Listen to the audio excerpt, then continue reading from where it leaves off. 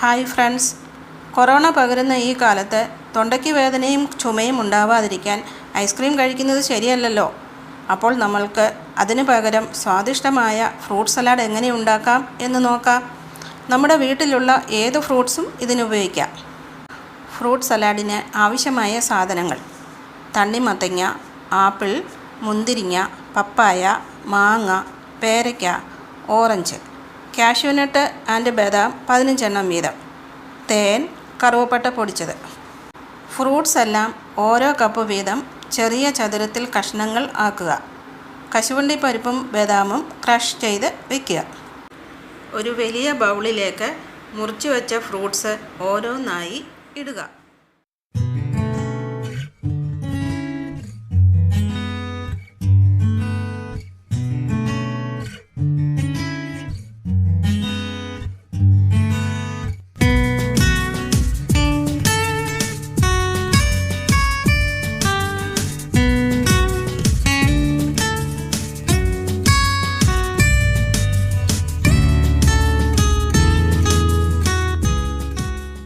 ഒരു സ്പൂൺ കറുവപ്പട്ട പൊടിച്ചത് ഇതിലേക്ക് ഇടുക.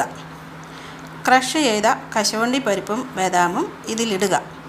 നന്നായി കൊഴുപ്പ് കൂട്ടാൻ ഞാനിവിടെ അരക്കപ്പ് മാങ്ങ അരച്ചത് ചേർക്കുന്നുണ്ട്.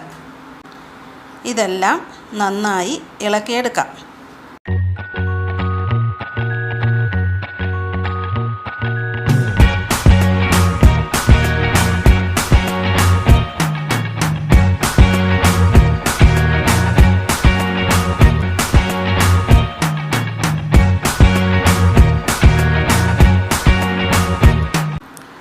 ഒരു വലിയ സ്പൂൺ തേൻ ചേർത്ത് ഇളക്കാം.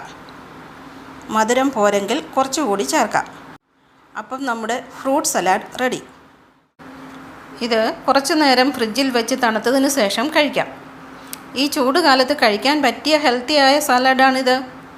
കുട്ടികൾക്ക് മാത്രമല്ല, വലിയവർക്കും ഇതിഷ്ടമാകും. അപ്പോൾ ഈ ഫ്രൂട്ട് സലാഡ് ഇഷ്ടമായെങ്കിൽ ലൈക്കും ഷെയറും സബ്സ്ക്രൈബും ചെയ്ത് എന്നെ പ്രോത്സാഹിപ്പിക്കണം കേട്ടോ. ബായ്. രുചികരമായ വിഭവവുമായി വീണ്ടും കാണാം.